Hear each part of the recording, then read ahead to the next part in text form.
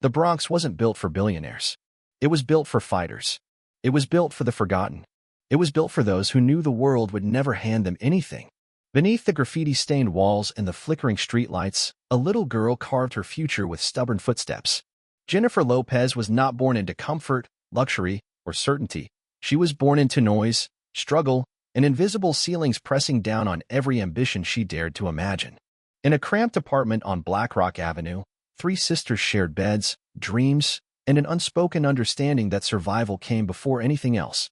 Her father, David, spent long hours at an insurance company, grinding away in a cubicle with no windows and even fewer rewards. Her mother, Guadalupe, stitched together part-time jobs, teaching dance classes to neighborhood kids and cleaning homes for wealthier strangers whose lives seemed galaxies away. Money was never wasted in the Lopez household because there was never enough of it to waste. Even at a young age, Jennifer understood a brutal financial reality. Dreams cost money, and they were already in debt. Dance lessons meant skipped family dinners. Acting classes meant choosing second-hand clothes over new ones. Every audition bus ticket was a silent negotiation. How much could the family afford to sacrifice this week? Most kids in the Bronx didn't dream past the neighborhood. They didn't dare.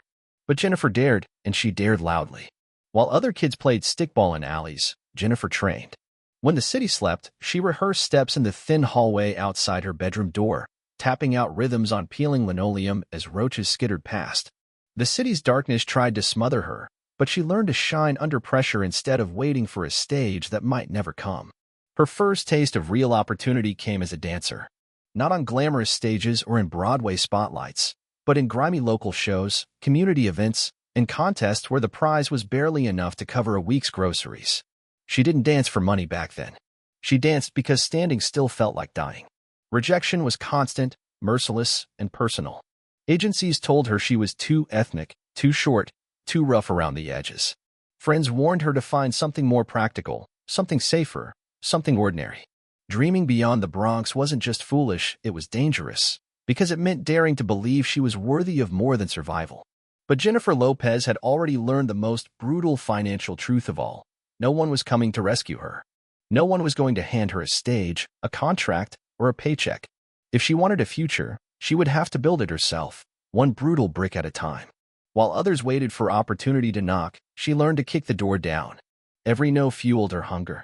Every slammed door taught her how to pick locks with persistence. Every cruel comment about her background, her looks, her style, she turned into fuel. It wasn't ambition alone that kept her moving. It was survival instinct, sharpened into a weapon by every unpaid bill and every foreclosed dream she had witnessed growing up. Success, to her, wasn't about luxury. It was about freedom. Freedom from hunger. Freedom from fear. Freedom to be whoever she dared to imagine. She didn't just want to be seen. She wanted to own her story so completely that no one could ever erase her again. The journey from the Bronx to billions would not happen overnight. It would take decades of sweat, strategy, and self-reinvention. It would demand sacrifice, betrayal, reinvention, and an almost delusional level of faith in herself. And it would start, simply and powerfully, with a single belief. That her name, Jennifer Lopez, could one day mean more than just a girl from the block. It could become a brand worth $1 billion. Some leaps are rehearsed. Some are reckless. And some are pure survival, a desperate jump over the canyon between obscurity and everything you ever wanted. Jennifer Lopez stood at the edge of that canyon in her early 20s, staring into a future that looked impossibly far away. Backup dancer gigs barely paid enough for rent, much less for dreams of stardom. Every audition was another reminder that the industry did not open doors easily for girls like her. She danced in the background of artists who forgot her name as soon as the music ended. She took gigs in music videos where the real star was someone else's beauty, someone else's bank account, someone else's destiny. The money was unstable, the respect non-existent, and every step forward felt like walking through quicksand. Her parents begged her to reconsider. Go to college. Get a real job. Find something safer, something smarter, something that didn't involve spending nights on cold studio floors just waiting for a 5-minute chance to be noticed. But Jennifer knew something that no one else could see yet. Fame was not the end game.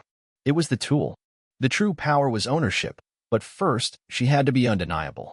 That certainty carried her into the most dangerous decision of her early career, quitting a stable, paid dancing job to chase acting full-time. No safety net. No rich uncle waiting to catch her fall. Just a rented couch in Los Angeles, a few $100s in her bank account, and a heart that refused to beat for anything less than everything. The entertainment world was already brutal, but for a Latina woman trying to break into leading roles, it was almost laughably cruel. She was too Latina for some roles, not Latina enough for others. Directors told her to change her name, soften her accent, narrow her hips, whiten her skin. They wanted Jennifer Lopez's talent but not her story, and she refused to amputate her past for a paycheck. Money got tighter. Landlords stopped being patient. Credit cards maxed out faster than callback lists. Friends started disappearing, embarrassed to stand too close to a girl whose dreams looked more delusional by the day. It would have been so easy to quit, to go home, to find something normal. Instead, Jennifer Lopez doubled down. She took acting classes she could barely afford, showing up with shoes worn thin and scripts covered in handwritten notes. She studied not just how to act, but how to command a room, how to project power, how to turn every second of attention into an investment towards something bigger than applause. She said yes to roles others laughed at. She said yes to playing background characters, maids, waitresses, any part that kept her foot in a door most people never even got close enough to knock on. She was not chasing fame anymore. She was learning how to weaponize visibility into capital. Her first real breakthrough came with the TV series In Living Color, where she landed a coveted spot as a fly girl dancer. It wasn't glamorous.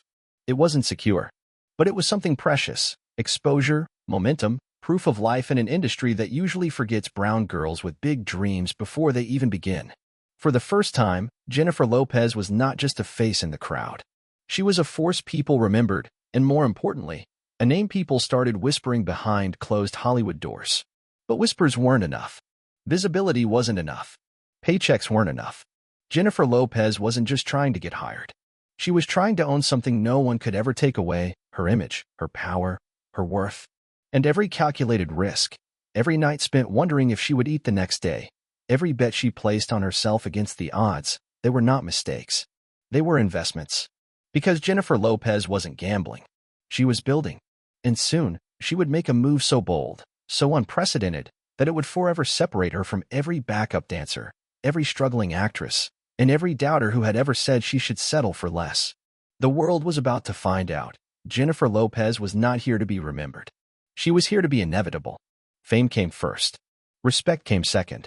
Money, real money, came last, clawed out through blood and broken ceilings.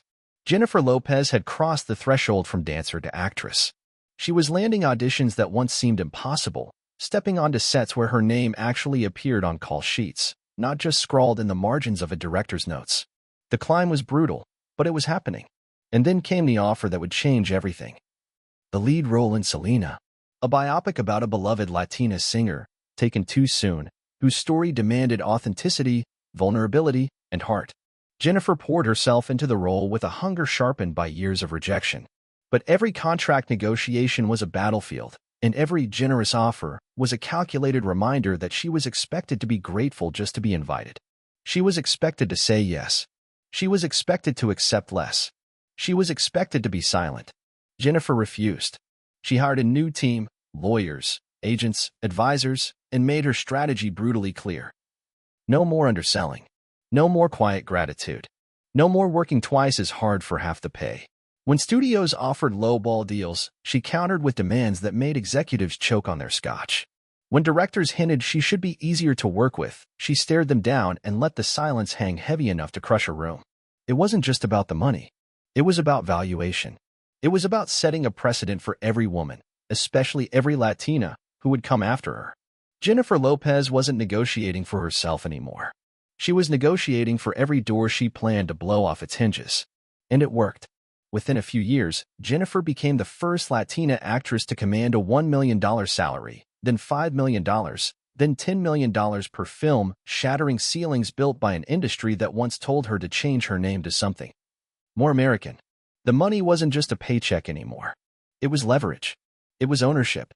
It was the beginning of something bigger than Hollywood could imagine. Every contract she signed wasn't just a deal. It was a declaration. Jennifer Lopez would no longer rent her value to the highest bidder. She was building something permanent, something unshakable. And behind every glamorous magazine cover, every red carpet appearance, every glittering award show moment, there was the cold, calculated truth. Jennifer Lopez had turned negotiation into an art form, and every dollar she fought for would become a brick in the empire she was already designing behind closed doors. Because Jennifer Lopez didn't just want to act. She wanted to own the stage, the story, and the future. Fame fades. Trends die. Spotlights move on without mercy. Jennifer Lopez understood that truth faster than most ever do. Hollywood adored stars until it didn't. One wrong movie, one bad headline, and the same crowd that cheered your name would forget you ever existed. Jennifer saw it happen to actresses she admired, household names reduced to cautionary tales whispered behind closed doors. She knew something brutal. If she didn't build something beyond the camera, she would eventually be replaced. Chewed up. Spit out. Forgotten. So while others chased fleeting fame, Jennifer Lopez studied wealth. Not just salaries, ownership. Not just popularity, permanence. Her turning point wasn't a blockbuster hit or a platinum record. It was a simple, revolutionary question. Why sell someone else's product when she could sell her own? The first experiment came through a door no one expected: perfume. At the time, celebrity fragrances were seen as cheap, risky, unserious. Big stars didn't lower themselves to hawk scents in department stores. But Jennifer Lopez didn't care about what looked glamorous. She cared about what built equity. In 2002, she launched Glow by J.Lo, a fragrance wrapped not in fantasy, but in her own authenticity.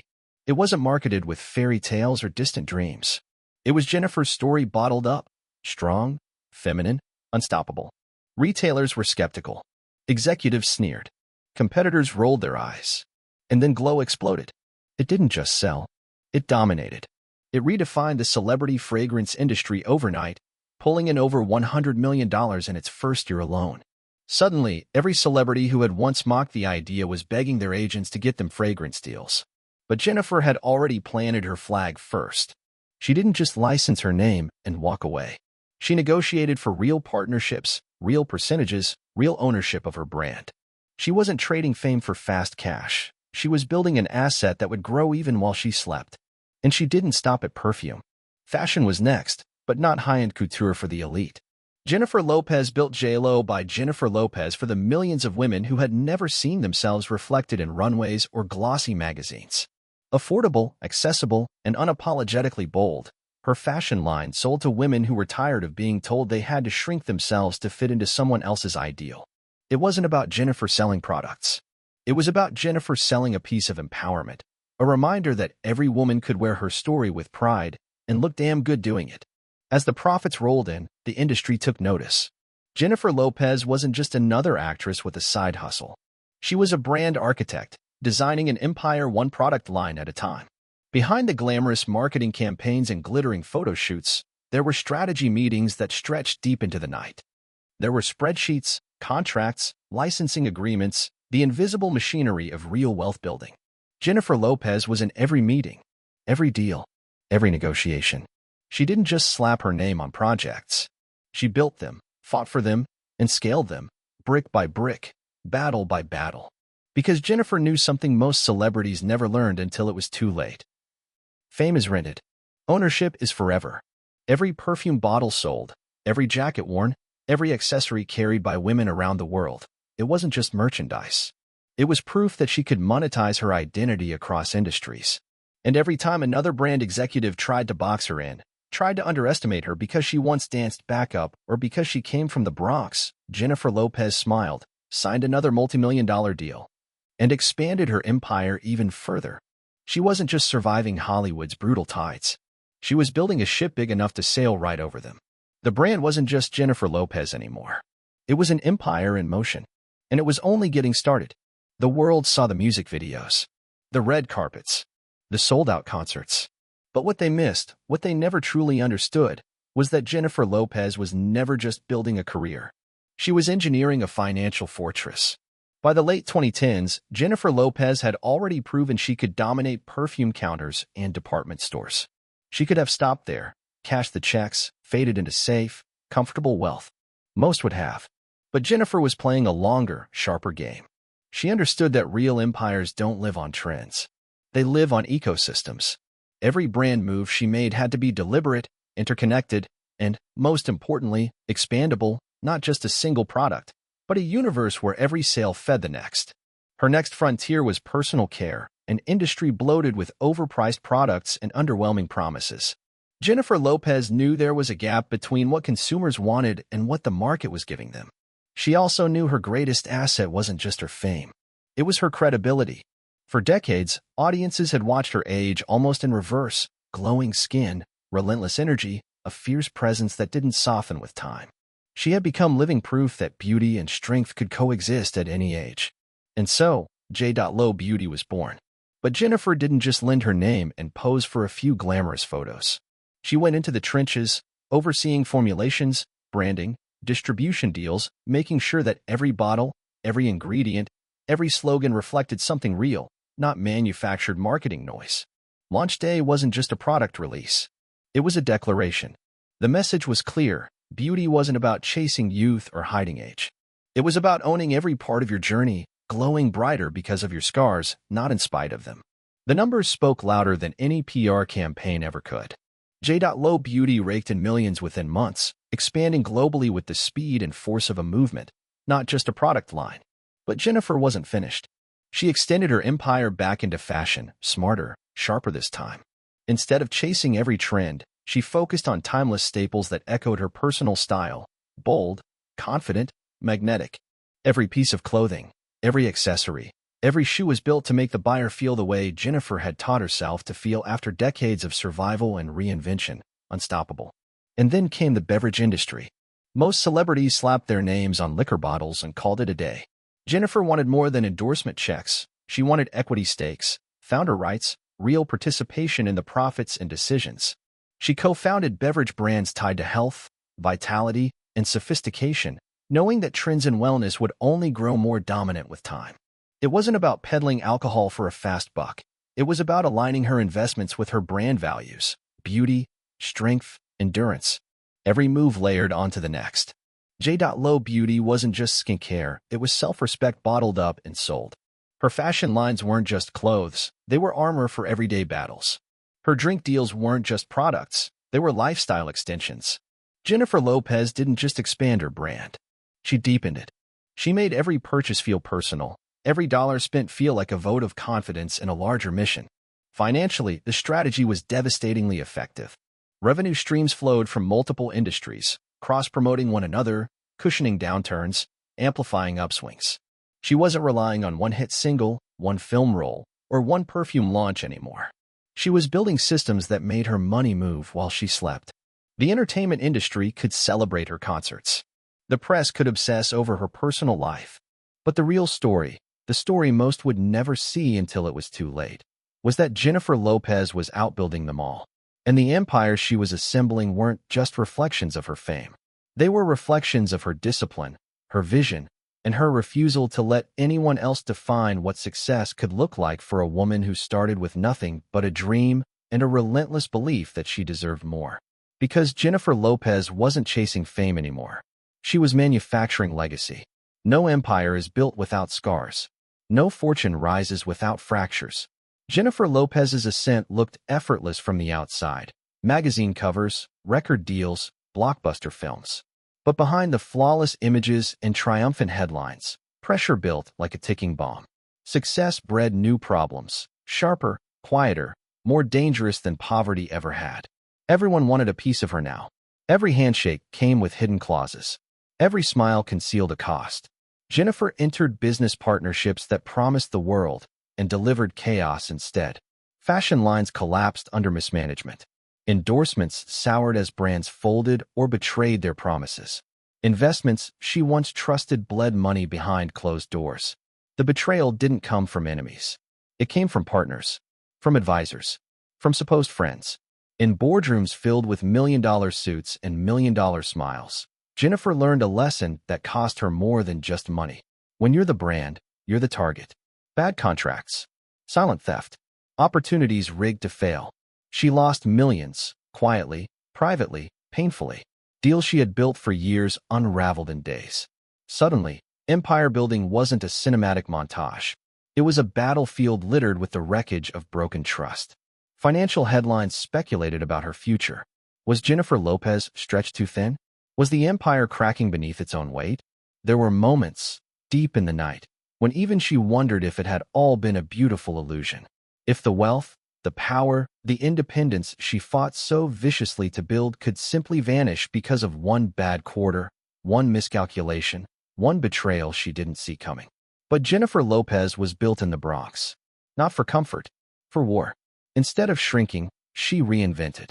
Instead of blaming, she recalibrated. Jennifer dove deeper into her businesses, auditing every contract, revisiting every partnership, cutting out every hidden threat. She restructured her companies, taking tighter control over decision-making, refusing to lend her name without absolute, ironclad authority over how it would be used. She shifted her focus to businesses she could own from the foundation up, ventures aligned with her long-term vision, not just short-term checks. Brands built around authenticity, resilience, and longevity, values she could defend with her life if necessary. She became obsessed with learning, not just from mentors, but from her own mistakes. Reading balance sheets, studying licensing agreements, understanding not just how to make money, but how to protect it, grow it, fortify it against the storms she knew would come again. When others crumbled under the weight of their own empires, Jennifer Lopez evolved. Every setback became a blueprint. Every betrayal became a weapon sharpened for the next negotiation. She didn't just recover. She upgraded. The empires built on shaky ground were left to collapse behind her. Jennifer Lopez was busy laying deeper foundations, harder to see from the outside, but impossible to destroy from within. By the time the world realized what had happened, it was too late. Jennifer wasn't just a star anymore. She was a corporation, a global brand, a fortress, and the painful, costly lessons of betrayal didn't break her. They weaponized her. Because Jennifer Lopez understood now more than ever. It's not just about building wealth. It's about defending it. It's about growing it into something no rumor, no recession, no betrayal could ever touch again. Jennifer Lopez was no longer dancing for applause. She was marching toward immortality. There's a moment when survival turns into dominance. A moment when the hunted becomes the architect. A moment when the dreamer stops chasing and starts building realities out of sheer willpower. Jennifer Lopez had crossed that line. What began in the crumbling sidewalks of the Bronx had become something no industry gatekeeper could ever control again. Not a fleeting career, not a lucky streak, but a blueprint for empire, a living, breathing testament to the power of ownership, resilience, and relentless reinvention. Today, Jennifer Lopez stands at the helm of an empire sprawling across industries. Music, film, skincare, fashion, beverages, real estate, production. Each branch of her business feeds into the next, creating a self-sustaining ecosystem fueled by authenticity and fortified by strategy. She no longer waits for roles to be handed down from the mountaintops of Hollywood. She produces her own films. She no longer begs for magazine covers. She owns the narrative around her brand. She no longer dances for the approval of industries that once underestimated her. She dances because she owns the stage. But it was never just about wealth. The true fortune Jennifer Lopez built was freedom. Freedom to choose her projects. Freedom to walk away from bad deals. Freedom to shape a legacy that would endure long after the applause faded. Her journey is proof that true wealth doesn't come from one big break or a lucky moment. It comes from treating every setback like a stepping stone. It comes from seeing every betrayal as a business education. It comes from investing in yourself so completely that failure is not a conclusion, it's a pivot point. Jennifer Lopez's story teaches one brutal and beautiful truth. You are either renting your power or you are building it. You are either a product of someone else's vision or you are the architect of your own. And today, Jennifer Lopez is not just a performer. She is not just a brand. She is a force. As the entertainment industry keeps shifting and collapsing under its own weight, Jennifer Lopez continues to expand, adapting faster, building smarter, playing a longer game than anyone predicted. The next chapter is already in motion. It's written in her skincare lines, her production company deals, her brand partnerships, her real estate investments. It's written in the mindset she honed on the streets of the Bronx, that no matter how high you climb, the only way to stay free is to keep building. And if you ever forget how far she has come, remember this. Jennifer Lopez didn't just survive the game. She rewrote it. Subscribe to Money and Fame, because the next empire story we tell might just change how you see the world forever. Which celebrity's financial story should we tell next? Write it in the comments. Thank you, and see you soon.